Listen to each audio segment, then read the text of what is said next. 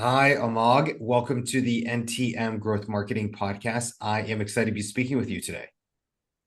Nice meeting you. Hopefully fun. So, before we hit record, you shared something that I love to hear, which is that what you're working on is so innovative, it markets itself. That's a great, opener to our conversation today. I'd love for you to share a little bit more about what is your organization, what is your role at the company. Yeah, we call it an eye opener. Basically, it what actually made me leave the high tech industry here in Israel and join the med tech space. The flagship product we're working on is an artificial cornea. It's a device that actually enables corneally blind patients to completely rehabilitate their vision without the need for donor tissue. So imagine a patient that we are operating on that hadn't seen for a decade or even more. Some hadn't seen their child. And a day after surgery, you just lift off the bandage and they're back with us. It's Wow. quite exciting. What is your role at the company? I'm the CEO and VP R&D. Hope to recruit a new one after we raise our next round. A new So CEO or VP of R&D? I'm the CEO and VP R&D at the current stage. Or what I meant is when you raise some more capital, are you looking to replace yourself as the VP of R&D or bring in a different CEO? Bring a VP R&D, of course. Okay, Uh, gotcha. So I would love to hear, from your point of view. Obviously, you're playing two different roles in the organization, and your company is so innovative, it markets itself. But tell us a little bit more about, what have you done to date from a marketing standpoint that is proven to be successful? Yeah, so the first thing that we've done, which was kind of taking a high risk, is actually invite the media to our first in-human implantation. We Really? didn't know whether it would work. They shot that patient who hadn't seen for 12 years the day before. Um, they actually were called on an urgent matter as we just went into surgery, and I actually used my iPhone to Wow. take videos, and but they were there in the follow-on day where the bandages were lifted off and this guy started reading. Yeah, we were instinctively doing that, but people told me after that, what a risk have you taken? I mean, usually that's not happening, and it was so dramatic. That video actually exploded virally around the world. It was on Fox News. We're a second trending item in Weibo, in China's Twitter, that Wow. week. And number five was Trump leaving the White House. It was January 2020. Wow. So did you have any, inkling in your mind around the potential marketing impact of bringing that camera crew there, or did you just think this was something really innovative that you'd never heard of someone else doing before? Well, we never really discussed it. It was hey, it's an opportunity. Let's call the media. We call the hospital Markham team. They were excited about this opportunity. But I was in surgery, and it was not really clear whether that guy will see again because his Hmm. retina was pale, Hmm. which indicated another problem beside the cornea. And I mean, I can share with you the video of that moment. It just, you know, you need some napkins to actually imagine Yeah. that. The story is just so moving. So would you say in terms of something that you bring innovative to the table in terms of your marketing, do you have a series of, campaigns you've done like this that have created just this wow impact? Would you say it's more, in a American baseball terminology, singles and doubles? Like what would you say is something innovative that you're bringing to the marketing, almost 5 years later now? Yeah, so today we have several products, but they all rely on that core technology that enables permanent integration of synthetic materials with living tissue. Mhm. That capability has applications in every field of surgery. So we have a lot of things to talk about. We have a solution in glaucoma and cornea. We actually have a product in the market, which we can discuss shortly. It's not something that is very significant, but it actually proves the concept and the safety of that device. So in our marketing, we can always talk about something new and how, there are many people that are watching us, waiting for these solutions, and we need to kind of keep them updated Today we're running a second clinical trial, so every now and then there is a case where the patient agrees to get exposed. So Mhm. there was not one like that in Paris just a few months ago. So there was an item on Channel 5 in France about this guy. This guy I hadn't seen for like I think 18 years, and really never saw his daughter. So you can talk about it from the personal view, from the science view. You can talk about, a lot of things. So it keeps us kind of, interacting Yeah. with our potential customer, whether they're patients, family members, physicians, distributors, and of course, suppliers and others. What are some just distribution channels that you're using to get your story out there? Is it I've heard a lot of mainstream press. I heard uh Twitter in China. Is it social media? What are some ways you're getting your message out in front of the right people? Yeah, so one very unique aspect about what we're doing is that that Cornea project actually has a byproduct which is actually approved by the FDA, can be marketed. It's just a small piece of that tissue integrating material, and the fact that we can sell it allows us to actually pave the road for the main product that follows. So it's kind of like a test balloon, something that enables you to identify friend or foes, and also get early feedback from customers. And while this was not written in my original business plan, the way we go to market with this device is by leveraging, I think now almost 20 1099 reps, independent reps. Mhm. Most of them were eye banking veterans, so they know the glaucoma surgeons and the cornea surgeons that use tissue patches, which we replace. And that actually enables us to feel the turf, do mistakes without actually risking the main business. In Hebrew, you say shaving, right? So sometimes you get this like cut on the cut, and Right. I think that it feeds us back and makes us better toward the future launch of our two main products. Got it. And is this available nationwide? Is this just in Israel, US? Where can people purchase this? Our focus is on the US market, so Mhm. these reps are in the US. Globally, we have now already 15 distributors signed up. Most of them are waiting for the regulatory approvals Mhm. and that to happen.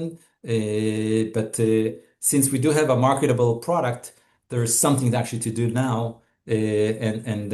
As I mentioned, establish the relationship with the end users, with the distributors in advance of our market launch. Have you seen any differences of marketing? Maybe it's this company or, throughout your career, marketing to the United States market versus marketing to folks in Israel. What would you say are some differences you've experienced? So, Israel is a small country, so everybody knows everyone. Mhm. You can get on the glaucoma physicians WhatsApp group, someone telling his friends, right, hey, I've been using this product, I really like it or not, I don't like it, and basically, if you get into that area, I mean, it's an easy play, and vice versa. If there are challenges and you're seeking feedback, the fact that the network here is very well connected, you would get it in your face, and that's how it happens. In the United States, it's more distributed, Mhm. and although there is the general associations that that we interact with, you can find areas where you have foes, right? And areas that actually adopts you and kind of spreads out the good word. And basically, but we are working in the US through these reps, and these reps have personal relationship with their end customers. So there is always something between you and the end customer. Nonetheless, we've relocated our chief medical officer to the United States, so he'll be on the turf and can, Great. represent us on the ground there, which really helps on the scientific side and also on the marketing. How has AI impacted your organization? Yeah, so we can do so much more with much less people and working hours, and it actually touches every aspect of our work, not just marketing, of course, in R&D and in the clinical front. You can draft a patent, but just by telling, the AI what's the idea, and 80% of the work is done. Now you can interact with your patent attorney, and it's much more efficient. I've used AI a lot for generating images, text for grant submissions, and many other aspects. Just an example, we had to do a movie, a 3-minute video for one of the grant applications we submitted for the in the European Union. And we've scripted it and just ask AI, hey, can we do this in 3 minutes? Or can you actually cut it down to a 3-minute script? I mean, previously it probably would have taken, I don't know, a day to do that, and you can just do it in a second. And then you can do text to speech to actually record it. And when you go into the shooting, you already know in advance what you want to get out and how much time it should take, and it enables us to actually complete this task in probably a tenth of the effort than previously done. Have you had any challenges convincing your staff and your fellow employees to adopt AI into their day to day? I myself come to this company from the high tech industry. Mhm. I previously managed a voice biometrics company to an exit solely to Nuance Communications, which practically is the speech recognition behind the original Siri and many other applications, your car. And so I'm a very tech oriented, and Mhm. as these tools emerged, basically, I've used them and exposed my team to what can be done with them. So I think that the implementation there's still a lot more to do, but I'm kind of it's propagating in the organization. I mean, we have this, for example, pitch of the month thing where every employee gets an hour to speak about whatever they want. And if they use like, I don't know, Gamma, right, to do their pitch internally, then the rest are exposed and can leverage that in their work. So regardless of whether it's text, video, audio, you know, me evaluating a long list of investors trying to figure out who's a match for me, AI plays a growing and significant role. In my previous job, I'm talking about 2015 or so, we actually developed deep learning algorithms for voice biometrics, being part of Nuance, and apply them to, from speech rec to voice biometrics, and just won the market because we could do so much more efficiently and so much accurately this task. And it's now part of Microsoft actually because Microsoft bought Nuance. Very cool. So I was managing that business line there. So my last question today is around any specific AI tools you want to share that you see yourself using on a daily basis. It sounds like you referenced a few, maybe LLMs, but any specific LLMs you like to use, or maybe some standalone AI software you found to be really effective. Yeah, so I use Copilot extensively, which is based on ChatGPT, as far as I know, partly because of the privacy aspect. I don't want to get things Mm, exposed, so right. that's one aspect of things. Secondly, it's built into. I'm currently using a Windows environment, and the fact that it's built into the various tools and it's there at your fingertips enables that. But if I need to do like if you look at my LinkedIn or a LinkedIn thread and post, I don't know, you need to do a season's greeting card, right? Mhm. Previously, you went to your graphic designer, threw some ideas and paid and waited. Today, you can play around with this, and within I don't know, within a few minutes, not just get the graphics, but also get the text, Right. and that's extremely effective for us. I've heard that answer repeatedly from marketing executives that I've been speaking to on the podcast, which is they say Canva is what they use. So they give that same example of instead of waiting for, a week turnaround from their designer or an agency, they just do it in an hour themselves and it's over and done with and they can move on. Yeah, and I don't have any stocks with Microsoft, so I'm playing around with the other tools I've touched, the video Mhm. generating tools, maybe not the high-end ones, but for what I need, everything is just there, and it's kind of a playground, but it's really exciting for us. We can do just so much more with so much less. So, Almog, to wrap us up, can you share best ways to learn about your organization, follow up with yourself as well? What are the best ways to learn more? Yeah, so still, we have a very lean website that talks about what we do, and we leverage LinkedIn for constant communications with our followers. I think they're like 6,000 now. So that's our main channels. Sorry, we still use traditional marketing. We exhibit at the main ophthalmic conference in the US and Europe, and every now and then we have an article that is out there. Physicians, I don't know what's the status of AI with physicians. They spend most of the time at the clinic, but some of them are still using the old-fashioned ways to acquire information Mhm. and learn about things. Still, there's this new generation, and once we get some more resources, we will be probably using additional channels to get the message through. Perfect, Almog. Thank you so much for your time today. Thank you. Before we jump into our next guest, we want to take a moment to tell you about our marketing mastermind cohort. No typical marketers. If you are a marketing executive looking to connect with like-minded professionals, this is the space for you.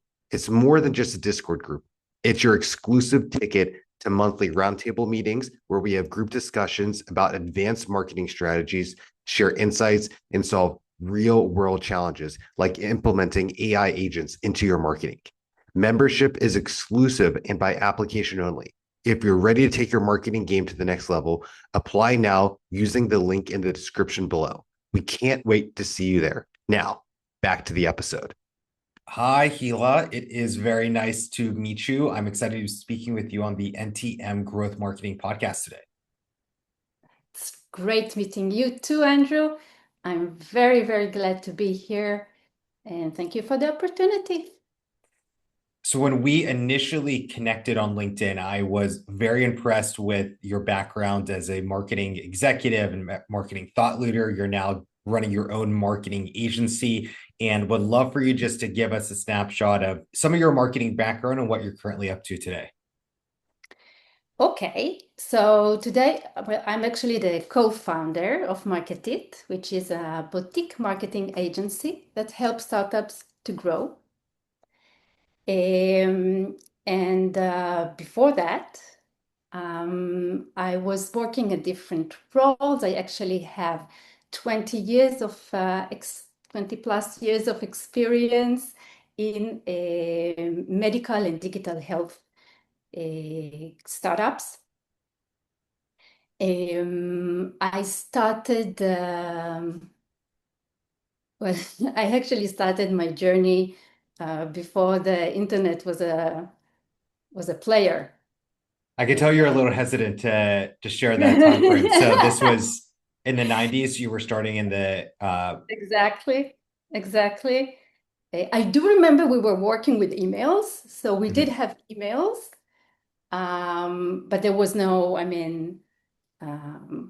what we have today. Everything was based on, all our marketing was based on offline methods. We did conferences and we did advertising in journals and of course printed. It's not like today. And we were working a lot with key opinion leaders and we had webinars and printed brochures. Everything was printed. So it is, I even remember that we used to send, when we did advertising in, for example, in a journal, we used to send them the films. Today, you just, shoot the day before the journal is published, you shoot a PDF and that's it. But back then you had to, like 1 month in advance, or sometimes even more than that, you had to create those 4 films that goes together and check them and then send them and make sure they arrived. And it was what's it been like as a marketer who has, I'm going to give kind of 3 arrows per se, the 90s when it was all offline, I'm going to roughly say like early 2000s-ish, digital started to emerge, social, another 10 years later, and now AI. AI. How has that shifted for you just as a marketer of, the way I think about it is you've had to radically transform your skill sets, 3 times throughout your career. Exactly. Exactly. Well, and I will talk about how it's being transferred in the medical Yeah, I'd arena love to hear that. because it's different. Um, I'll start from the end because today we live in an AI era, and we have smarter products, and we have companies are moving faster, and AI is being implemented in medical products as well, from diagnostic to patient care. So it's everywhere. But you need to understand that, and while the fundamentals of the medical have not changed, the regulatory process is very demanding still. The sales cycle is still very long, and the credibility that you need to earn is still critical. So while the tools have evolved, the strategy, the marketing strategy, is still grounded in the reality of the medical market. Mhm. So definitely, we are moving ahead, and implementing AI and everything, but with working with hospitals and working with clinics, everything, and I can elaborate on that. Yeah, would love for you to elaborate and, share maybe some marketing strategies that you've seen to be fruitful in maybe the last 6 to 8 months with this changing landscape. Okay, so first let me give you a little bit what are the differences between like a product that you will have like a SaaS product, okay, versus a medical product. Okay, so with any software product, when you are ready to launch, okay, you have the product, you are ready to launch, then it's a point where it's a stage where you can start seeing growth, right? With any medical device technology or product, you will have to get, of course, if you want to market this product in the US, let's say, you need to get FDA approval. So gaining this FDA approval or cleared depends on the classification of the product. This is only a starting point. It's like now you can start knocking on doors, okay? It is the point where you now need to go and convince the nurses or the doctors that your product worth the risk of change, because they are using something. They're using some kind of technology, they're using some kind of a product, and you need to convince them that your technology will be safer for their patients and better for them. So this is one thing. And then also everything that you say, everything that you write, everything that even a post on Facebook, LinkedIn is regulated. And you need to go and check the facts and check the references to clinical trials. So everything should be very, very back-checked. And of course, go through our regulatory department. This is very important. And the last thing that I want to say regarding a medical product is that you need to take into consideration that the sales, of course, there's a few decision makers even inside the hospitals, okay, after you convince the doctors and the physician, maybe the nurses that you need this product. You have to go through the purchasing and you have to go through the regulatory department. So let's say you convince them all, you provided the ROI, why they should buy your product.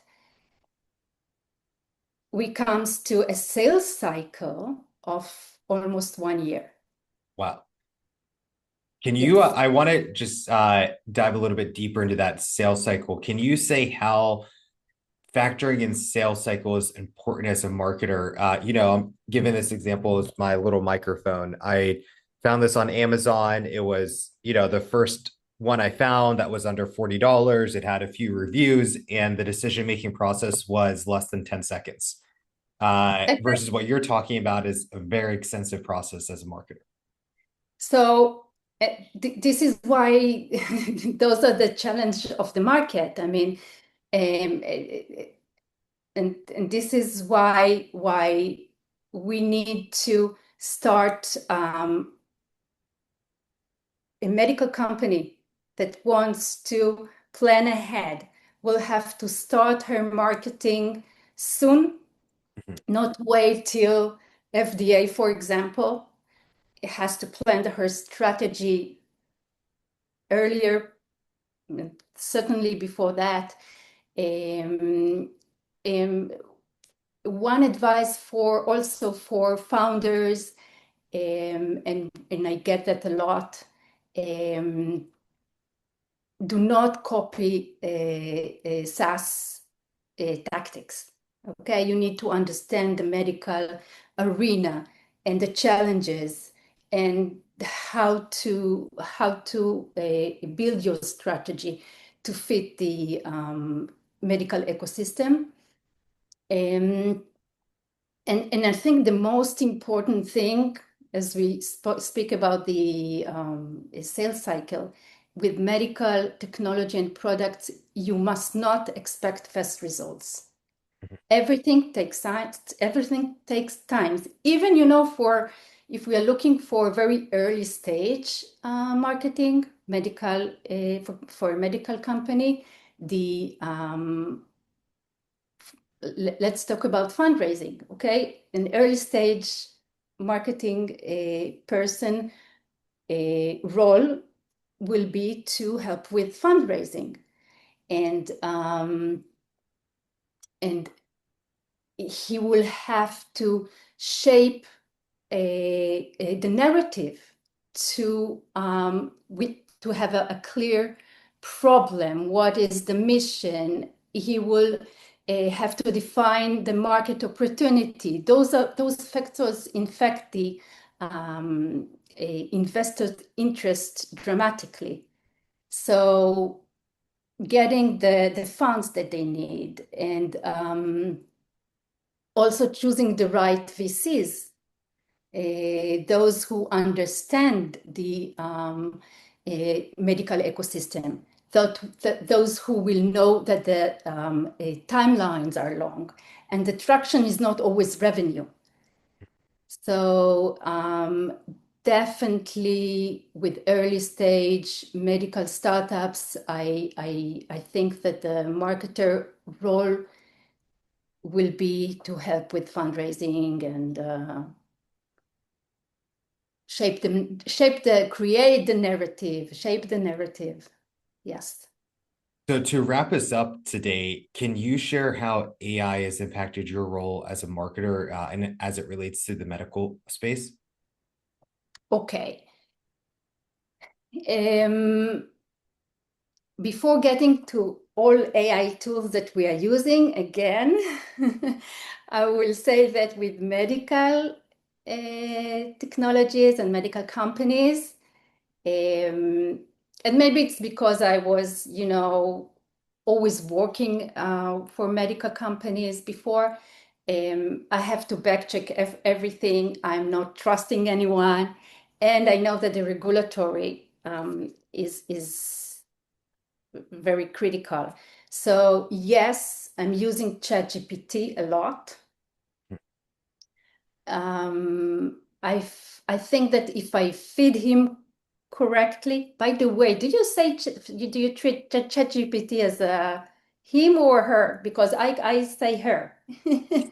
I think I refer to as an it. It as him. Yeah, It so as in I haven't given it a gender. I just called it it. it. Okay. Yeah. So okay. So I like to call her.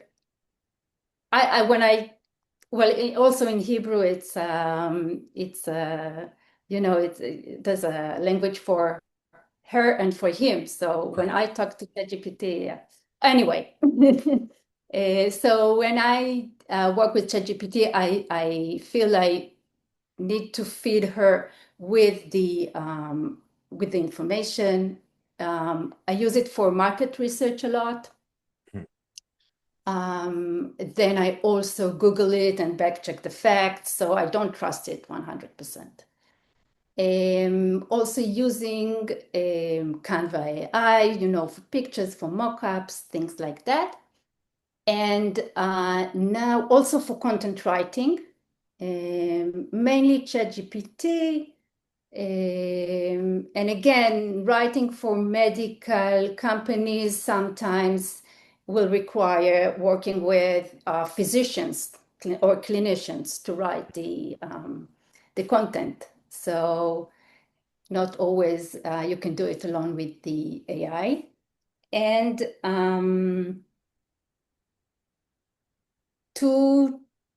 we are in right now checking two new tools to do text to video. Very cool. Yeah. So because in medical systems and you rely a lot on videos.